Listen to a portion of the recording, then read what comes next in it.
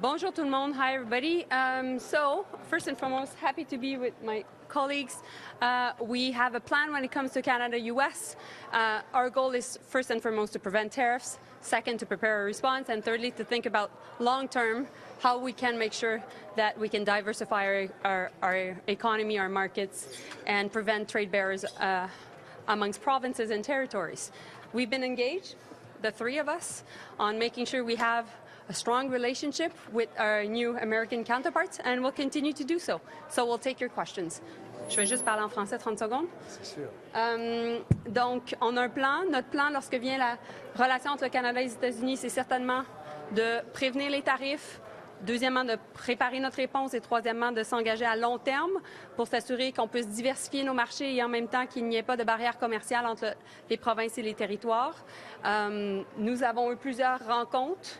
Mes collègues et moi, certainement David, certainement Dominic, avec nos homologues américains de la nouvelle administration et on va continuer à le faire au cours des prochaines semaines. Alors, ça va nous faire plaisir de répondre à vos questions. Bonjour, Louis Blouin de Radio-Canada. Je vous demanderais si c'est possible de répondre en anglais et en français pour mes collègues. Le Canada semble avoir obtenu un sursis aujourd'hui en lien avec les tarifs. Quand pensez-vous que le Canada sera frappé par des tarifs? Puis avez-vous l'impression que ça va être un peu le supplice de la goutte jusqu'à ce qu'on révise l'ALENA l'année prochaine? Premièrement, je pense qu'on a fait du bon travail parce qu'on a eu plusieurs conversations avec nos homologues. Le ministre des Finances ici va pouvoir répondre à la question. Moi, ce que je peux vous dire, c'est que la réponse, lorsque j'étais à Washington la semaine passée, elle était somme toute positive. Maintenant, on doit continuer à se tourner les manches, à être engagé avec nos homologues et mon objectif est de retourner à Washington sous peu parce qu'on doit continuer de défendre les intérêts des Canadiens. Juste pour ajouter, Louis, qu'est-ce que Mélanie a bien dit, sursis est un mot, c'est un gros mot. Pour le moment, les plans de l'administration ne sont pas tout à fait connus. S'ils décident d'étudier la relation économique avec le Canada, bien, tant mieux. Nous pensons que nous avons une histoire positive à raconter. Ça s'encadre précisément dans qu'est-ce que Mélanie et moi, on a discuté entre Noël et le jour de l'an, des conversations qui ont suivi. Alors, si l'administration de M. Trump veut discuter comment renforcer l'économie américaine et l'économie canadienne en même temps, parce que nous croyons que c'est gagnant-gagnant, nous sommes tout à fait contents et heureux d'avoir ces discussions-là. Cependant, nous avons préparé, évidemment, pour l'éventualité des tarifs douaniers et ce travail continue. Nous serons prêts à défendre l'économie du Canada et l'intérêt national en tout temps. Monsieur Trump. En anglais. Mélanie just repeated what I think is well known. Our government has been preparing with the incoming administration a conversation around how the economy of Canada and the economy of the United States and the cost of living in both countries and secure access to energy supplies, to critical minerals, is best when we work together. And applying tariffs to imports from Canada wouldn't benefit the economy of the United States. It clearly would have been negative for the Canadian economy. So we remain very much on the job to protect the Canadian economy. If the administration wants to study the economic and trade relationship between Canada and the United States, we think that's a positive opportunity for us to continue to tell the Americans and obviously Canadians as well the importance of working together and how both countries are stronger and more secure when we respect and honor a comprehensive free trade agreement. It's in the interest of American consumers and American businesses, but it's also very much in our own economic interest to maintain that partnership with the United States. Yeah. Mel? Yeah, and I think what is important to remind ourselves is when President Trump tweeted back in December that he had concerns with the border and fentanyl, we acted, and we acted swiftly. And we presented a very strong border plan, which was presented by Dominic and also is being implemented by David right now. And we got some very positive feedback from the administration. And of course, meanwhile, we made sure to push for our interests and to convince a lot of Republican senators and key Republican decision makers about the value of a win-win relationship. So we'll continue to roll up our sleeves, and for all those watching us right now, what is really, really important is we need to continue to be Team Canada, and we need to be united.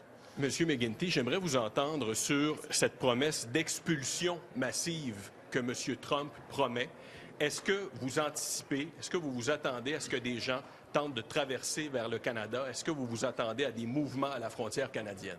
En anglais aussi, s'il vous plaît. On s'est réunis samedi, il y a quelques jours, pour la plupart de la journée avec l'équipe de la sécurité publique, le commissaire de la GRC, le président du CBSA. Il y a un plan en place. On suit de très près les chiffres. On n'a rien vu à ce moment qu'il y a un changement. C'est très important de savoir que si les gens essayent de croiser ou de traverser la frontière, non pas un port d'entrée, mais entre deux ports d'entrée, c'est illégal et c'est dangereux. So we are prepared to deal with any potential surge. I've met with the officials at the RCMP, the CBSA. There is domestic cooperation between our agencies, between the federal and provincial governments. We're working with our American counterparts. And we're watching very carefully, and we have just-in-time numbers coming to us at the border crossings. It's important for folks to understand if they're planning on trying to cross the border in between our ports of entry, it is illegal to do so, and it's dangerous to do so. So it's very important for folks to understand that we have a very, very tight cooperation, integration between the RCMP, the CBSA, our provincial counterparts, and our American partners, and we're working hand in glove on this. If I may, let's keep it one question per journalist, please. Une question par journaliste. Merci. Nikki here with Canadian Press. I'm going to immediately break that rule. How did you guys find out? Ask two questions with the same one. Yeah, well, exactly. Yeah, part A, part B. And we'll pick and choose. I hope not. How did the Canadian government find out about this study, and will you guys try to mirror the American study to prepare for its outcome? So this is news today, and I think the world got to know this information through the Wall Street Journal this morning. And so, of course, right now, the new incoming administration is still finalizing its transition. It is important for people to understand that a lot of the key secretaries of the Trump administration have not been confirmed yet. The counterpart of Dominic and myself and David have not been confirmed yet. So we're still talking to them and engaging with them, but also all their offices and everything that is linked to being able to do the job back in Washington is not finalized. So that's why we need to engage, we need to do the work, and meanwhile, we'll continue to make sure that we adapt. This was news today. It is important news, and at the same time, we'll be working on preventing tariffs, like I said, and preparing a response. You didn't get a heads up? Pardon? You didn't get a heads up? There was no conversation today, but because everybody was at the swearing in.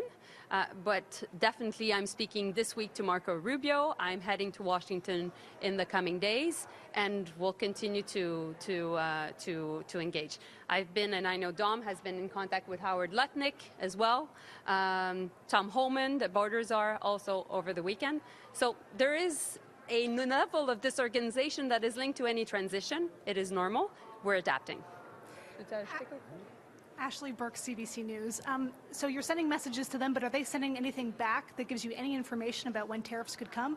And as well, how are you all feeling today that on day one, it appears so far that there's not going to be these tariffs announced today? Well, first, it was all about the border. And we did the job on the border. And I'm convinced Dominic and David will want to comment on that.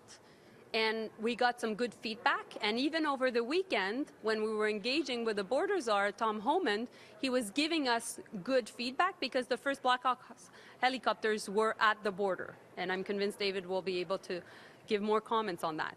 And at the same time, you know, we're very cautious. We know we can make sure that this is a win-win relationship. We'll continue to work in the entire Hill in Washington and across the country and you know, we think that there's a good story to tell, but we have to be cautious. You want to add anything? I'd simply say I think the level of cooperation between Canadian and American border officials is very, very close. We continue to make progress. In Canada, we've purchased we've obtained a number of Black Hawk helicopters, which will make a big difference. We have mobile radar systems coming in that we're using in conjunction with our American colleagues. We've procured 60 new drones, which are actually made in the United States, from the United States, which are in keeping with their national security and our national security concerns. We've aligned our opening hours in terms of our border crossings. It's a very important issue. We've gotten rid of the notion of flagpoling, where people could go down around the border and come right back into our Canadian ports of entry. That's saved 8,000 days of work for our border officers here in the United States. I think it's important for Canadians and Americans both to remember this. We have a very strong border, and what we're doing is making it stronger. Stronger for Canada and stronger for the United States. Because frankly, the antidote to lose-lose is win-win. And this is very much about winning. And I think our American counterparts now have understood, on the border at least, there's very little daylight between us domestically and very little daylight between us and the United States. Yep. Feeling very good. I think we're working hard, anticipating more work. Managing this relationship is going to be important. This is President Trump's first day in office. It's an important day for him and his administration, and we will govern ourselves accordingly. On se sent, je pense, prêt à continuer nos négociations et notre travail avec les États-Unis. Nos collègues américains ont évidemment beaucoup à partager avec nous. Ça va prendre un peu de temps, mais on est là, on est prêt, nos équipes sont en place et je pense qu'on est encouragés. Si vous me posez la question comment je me sens motivée. Parce qu'il va falloir continuer à tourner ses manches puis faire en sorte justement de défendre nos intérêts. So I feel motivated because I think it's really, really important that we continue to roll up our sleeves and make sure that we defend Canadians' interests. You want to say? How do you feel, Dominic? I feel great. I'm looking forward to the next question. Ministers, you're gathering here for a cabinet meeting with really no more information today than you had yesterday about what the plan was from Donald Trump in terms of trade tariffs and what the impact is going to be for Canada. So how do you go about developing a plan when you still don't have that information from your counterparts in the U.S.? Well, the thing is we've been doing the work to prevent tariffs. Just if you look at whom we've talked to, the three of us, in the past 2 months, we've talked to the incoming U.S. Secretary of Commerce, the incoming U.S. Secretary of State, the incoming U.S. Secretary of Energy, the number 2 of the Republicans, which is John Thune, the leader of the majority in the Senate, the chair of the Foreign Affairs Committee for the Republicans in the Senate, Jim Rich, Lindsey Graham, who is a senator very close to Trump. We've been also engaged with the border czar, which is Tom Homan. We've been in contact with so many different key Republican leaders. We've been also in contact with key Democrats. Jonathan Wilkinson, the Minister also of Energy, has been working the Hill last week as well. So we're acting as Team Canada, and we'll continue to advocate for a win-win relationship and meanwhile defend Canada's interests. This will be the last question, please. Thank you. Juste un petit peu parce qu'on peut beaucoup de français Vas-y. et je vais y aller avec ma Vas-y, question. On a, si possible, juste clarifier c'est quoi qui est nouveau dans la préparation du Canada aujourd'hui en termes de contre-tarifs. Et ma question était plutôt sur la tarification du carbone. Tout à l'heure, on parlait à M. Guilbeault qui disait, on lui posait des questions évidemment sur la course au leadership et les différents points de vue qu'on entend jusqu'à présent sur la tarification du carbone. Il nous répondait que M. Poilievre a dit des mensonges sur la tarification du carbone et que les gens, donc, ne l'appuient pas. Donc, est-ce que M. Poilievre a une incidence sur la course à la chefferie du Parti libéral du Canada et les débats sur la tarification du carbone? Donc, ta première question, c'est quoi encore? Excuse-moi, Émilie. Juste qu'est-ce qui est nouveau aujourd'hui dans la préparation du Canada? Qu'est-ce qui change? notre plan est le même. On doit prévenir les tarifs. On a fait le travail justement pour prévenir les tarifs avec une série d'interlocuteurs. On va continuer à le faire, nous trois et Jonathan Wilkinson en plus. François-Philippe Champagne et Marci Ien sont à Washington présentement. On agit vraiment comme une équipe, premièrement. Deuxièmement, ce qu'on fait, c'est que on va continuer à préparer notre réponse, puis en fait, Dominic peut vous répondre là-dessus. Puis finalement, sur la question de la campagne au leadership, moi, j'ai fait connaître mon point de vue, mais présentement, ce qui nous unit ici, c'est vraiment de travailler sur la relation avec les États-Unis parce qu'elle est existentielle. La menace de tarif est toujours présente, elle a lieu au moment où on se parle. Et donc, on va se concentrer avec le premier ministre pour faire en sorte de protéger les intérêts des Canadiens. Sur la tarification du carbone. Mais ma question est sur la tarification du carbone. So I've said, on that, in terms of our plan, we'll continue to make sure that we're ready. We'll continue to work the Hill in Washington, across the country as well. And finally, as for the leadership rate, I've made my views clear. And at the same time, we're here to talk about the very, real threat of tariffs from Donald Trump against Canadians and Canada. And in that sense, we're united as Team Canada, and we'll be working with the Prime Minister a bit later this afternoon to make sure that we have a strong response. That was the last question. C'était la dernière question, à moins qu'un ministre veuille dire quelque chose. Merci. Le fait que, pour l'instant, il n'y ait pas de tarif. Ouais. Comment est-ce que vous réagissez par rapport à ça? Ouais, c'est bonne nouvelle, mais nous avons travaillé très fort pour discuter avec les Américains. J'étais à Washington hier, la semaine dernière. Et bien sûr, nous allons continuer de faire les conversations pour assurer qu'il n'y a pas les tarifs à l'avenir. Puis le fait que Donald Trump dise qu'il veut que les États-Unis aient plus d'indépendance énergétique, ouais. Est-ce que vous pensez que ça pourrait enlever un levier du Canada? Parce que c'est sûr qu'en ce moment, les États-Unis dépendent beaucoup de notre pétrole. Mais s'ils deviennent plus indépendants énergétiquement, est-ce que ça pourrait nous donner moins de poids face aux États-Unis, like less leverage? Non, je crois qu'il y a beaucoup de choses que nous pouvons faire ensemble.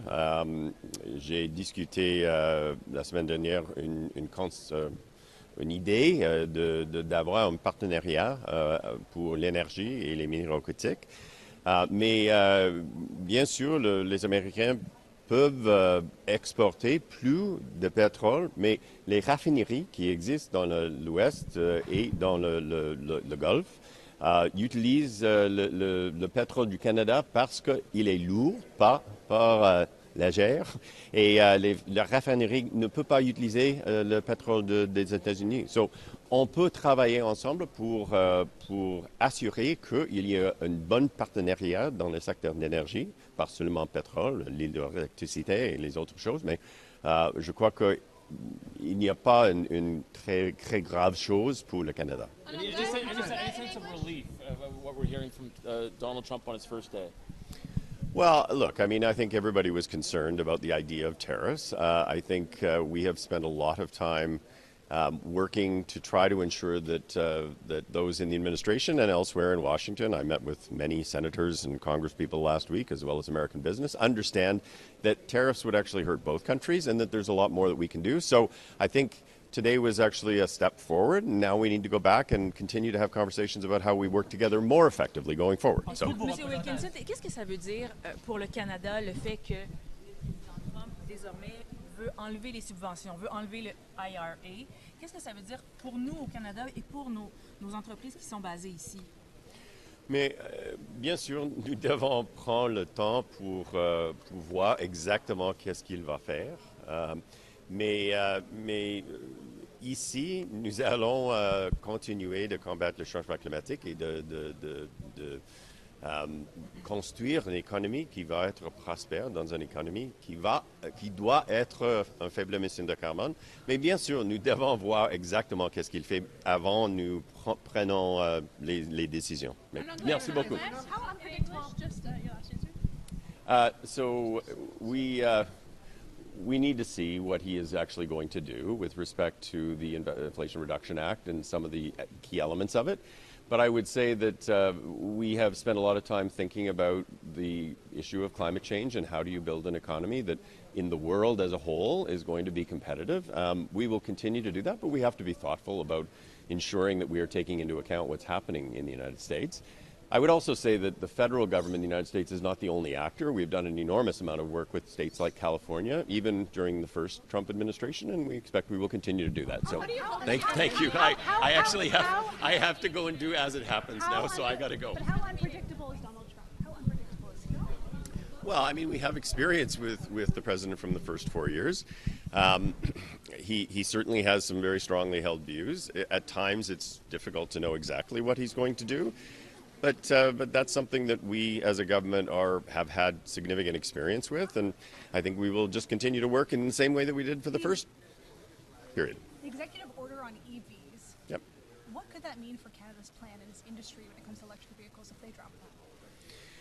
Well, certainly there are implications. There's no question about that, and I think a lot of the automakers are going to think about how that affects some of their plans. But I would also say that California continues to want to move forward. That's a huge market. We've partnered with them before. It may mean that there's actually easier access to electric vehicles for Canada and for California than we had before. So, thank you. Merci beaucoup. Aujourd'hui d'annoncer de 25 pas de tarif, pas de décret sur les tarifs de M. Trump qui est annoncé au jour 1 sur l'arrivée à la Maison-Blanche. Certains craignaient qu'il y ait des tarifs de 25 qui soient. Là, il n'y en a pas pour l'instant. Comment vous réagissez à ça? Je pense que c'est une bonne nouvelle, mais ça ne veut pas nécessairement dire qu'il n'y en aura pas. Je pense qu'il faut rester vigilant, il faut être préparé, et c'est exactement ce qu'on fait. Par rapport à... Bon, il y a plusieurs décrets là, qui s'en viennent, qui ont été annoncés de M. Trump. Il y en a plusieurs qui touchent l'environnement, la sortie de l'accord de Paris, par exemple. Comment est-ce que vous réagissez à ça, de perdre un leader comme les États-Unis dans l'accord de Paris? Évidemment, c'est déplorable. Ce n'est pas la première fois que les États-Unis se retirent de l'accord de Paris. Ils l'avaient fait lors de la première présidence de M. Trump. L'accord de Paris, c'est beaucoup plus important qu'un seul pays. On a continué malgré le retrait des Américains et on continue à l'échelle planétaire, l'ensemble des pays de la planète continue de travailler à lutter contre les changements climatiques. Puis sur l'IRA, oui, we can go, it's okay. Yeah, it is deplorable that the President of the United States has decided to pull out of the Paris Agreement. It is unfortunately not the first time that he's done that. He's done that in his first presidency. The Paris Agreement is larger than one country. It's 194 countries, and we have collectively continued working to fight climate change despite the absence of the United States. And one should forget that despite the fact that the federal government no longer seems interested in fighting climate change, we see a lot of support within U.S. states, municipalities, the private sector, and it is quite ironic that the president would do that as California is going through one of the worst forest fire season in its history. Mais sur l'IRA, par exemple, sur l'IRA, est-ce que ça change le fait qu'il n'y en ait plus nécessairement, est-ce que ça change votre approche? Attention, sur l'IRA, on verra.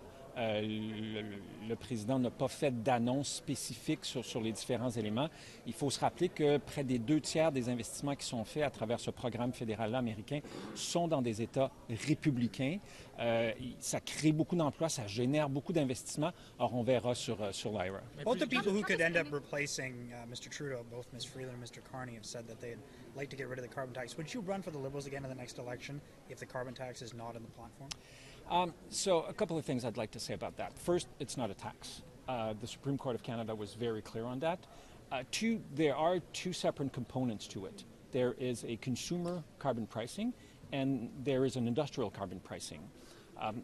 Obviously, largely because of the disinformation and lies, frankly, of Pierre Poilievre, the consumer price on pollution has become very unpopular, and I understand it. I have defended it for the last 3 years.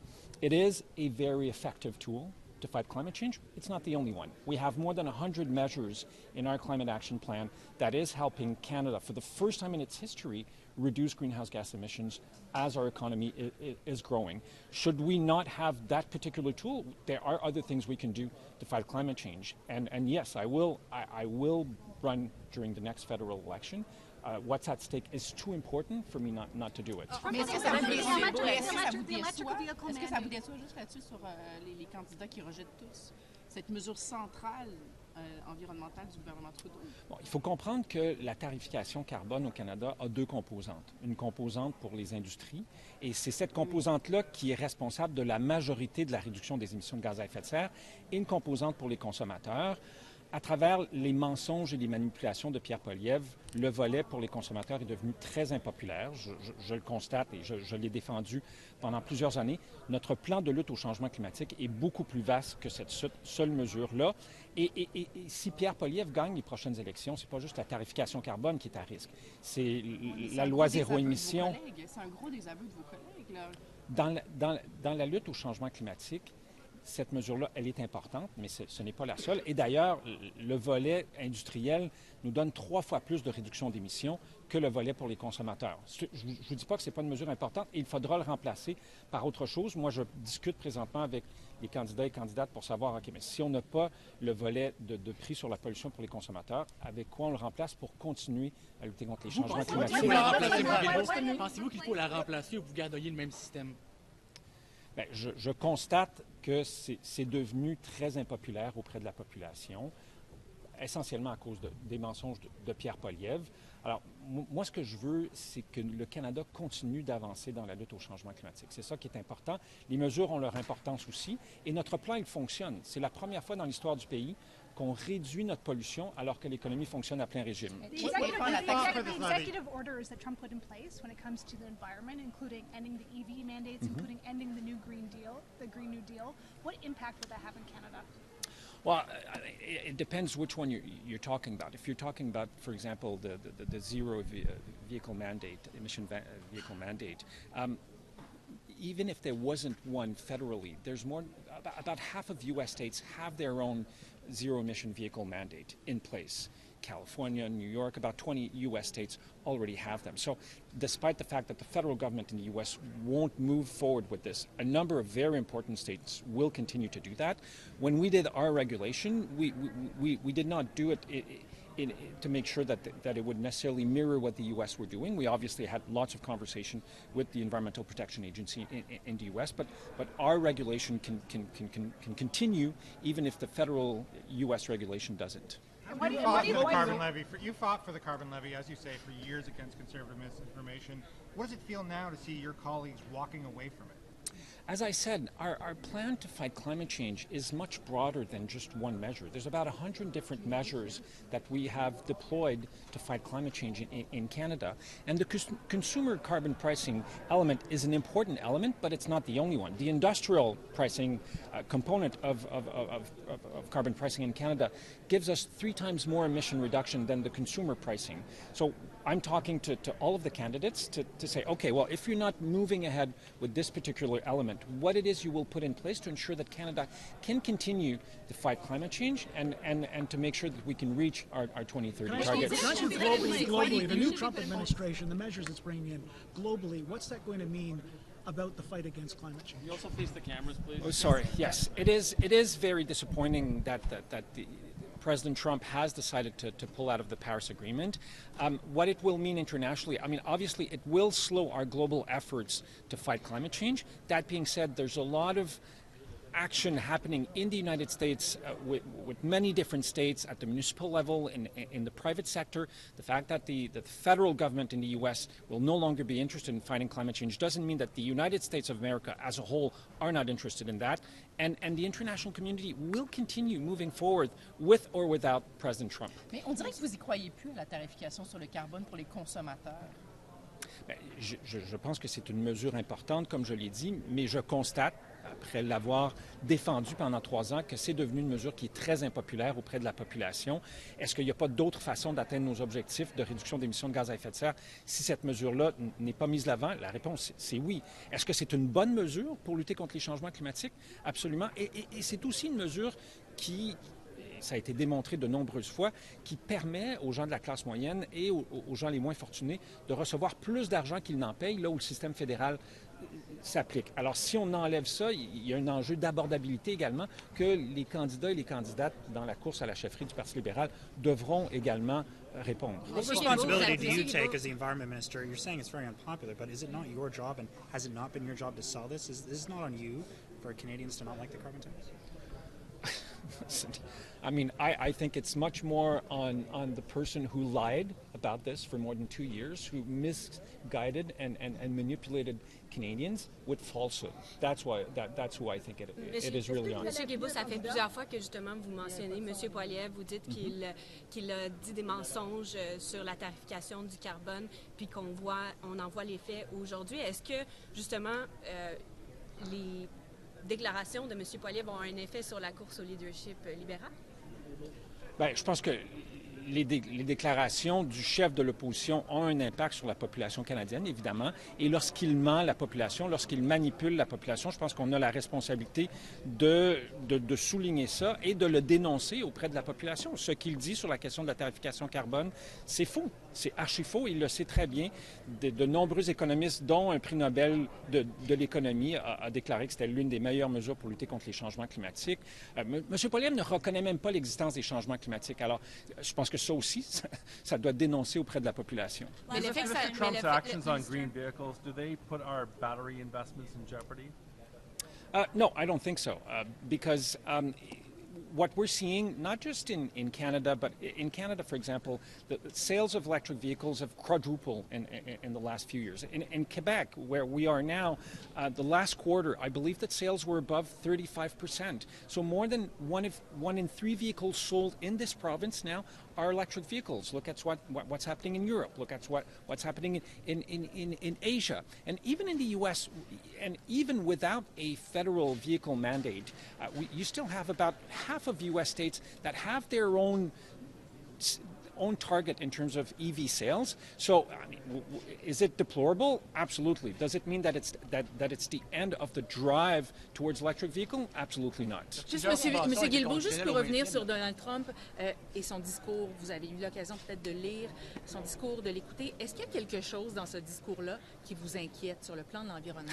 Qu'est-ce qui vous inquiète le plus? Par où commencer? Bien, écoutez, le président américain, comme Pierre Poilievre d'ailleurs, ne croit même pas à la réalité des changements climatiques, alors que la Californie passe à travers l'une des pires saisons des feux de forêt de son histoire. On a toutes et tous vu les images dramatiques sur nos écrans des impacts des changements climatiques. Puis on l'a vécu ici au Canada, que ce soit les feux de forêt, que ce soit les inondations, que ce soit les tempêtes. Nous sommes entrés dans l'ère des changements climatiques et c'est incroyable d'avoir au Canada le chef de l'opposition officielle, Pierre Poilievre, et aux États-Unis, le président américain, qui ne sont même pas prêts à admettre que les changements climatiques sont une réalité et que c'est un problème auquel nous devons nous attaquer en tant que population mondiale. How do you feel today that Trump said that he has not said there's going to be tariffs at the end? I mean, certainly a good thing that no tariffs were announced today. It doesn't mean that there won't be tariffs, so we have to be ready. We have to be prepared, and that's exactly what our government is doing. Merci beaucoup. Thank you very much. Thank you. Today's meeting. This is a critical moment for Canada, and I think it's a time when we need to come together, all of us, to really find a way forward to protect the interests of this country in a world that is very turbulent. Obviously, we have an incredible team, and getting together and talking about how we're going to collaborate and work together to deal with the challenges that are in front of us is critical. And so that'll be a big part of the conversation. There will be no tariffs just yet. Do you feel Well, I think that there's an ongoing conversation. I think Americans know that Canada is a critical trading partner, that our two countries have a long tradition of working together and finding solutions, that there is no need for conflict between our two nations, that the flow of both goods and trades is essential to be maintained. This is a time, I think, when people feel they've been through a lot and they don't need more, either in the United States or Canada. We need to continue prosperity and really find a way to work collaboratively. So I'm encouraged that those conversations are continuing.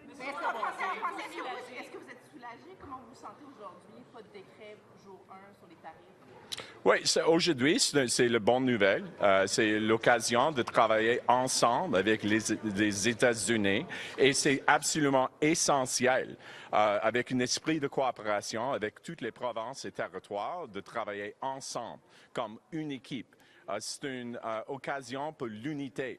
Et n'était pas l'espace pour la division maintenant. Pensez-vous que c'est le fruit de vos représentations qui a mené au fait qu'il n'y a pas de tarif aujourd'hui, ou c'est simplement que M. Trump a manqué de temps pour les appliquer? Pour moi, chaque jour, c'est une occasion de parler sur l'opportunité pour le deux pays. Parce que la croissance économique, ce n'est pas important juste pour le Canada, c'est absolument essentiel pour les États-Unis aussi. Et c'est clair que quand le deux pays travaillent tous ensemble, que toutes les choses sont possibles pour le peuple dans les deux côtés de la frontière. I think that this is day one of the Trump administration. So the conversations now are real. This is an administration that is coming into power. And so those conversations have been exploratory and hypothetical. Now we're having conversations government to government. I'm waiting for my counterpart to be sworn in so we can have serious conversations around health. I would point out to the very serious threat of antimicrobial resistance, the need for us to continue to work on the pandemic instrument. There are very pressing global issues, including H5N1, that demand our immediate attention. I have a great sense of optimism. I think there's every reason to believe our countries can work together for our mutual prosperity. It's always good to be together as a team and to collaborate. So very much looking forward to being with my colleagues today. As I said, I am literally just getting here, have not read the speech, so I would love a chance to go over all of that before any comment. Thank you so much. Bonjour tout le monde. Très content d'être ici à Montebello aujourd'hui, à une rencontre du cabinet où on a évidemment beaucoup de travail à faire et on va le faire. I'm very happy to be here in Montebello today to dig in on issues facing Canadians here at this cabinet retreat. Pas de tarif pour l'instant. Merci vous. Pas de tarif.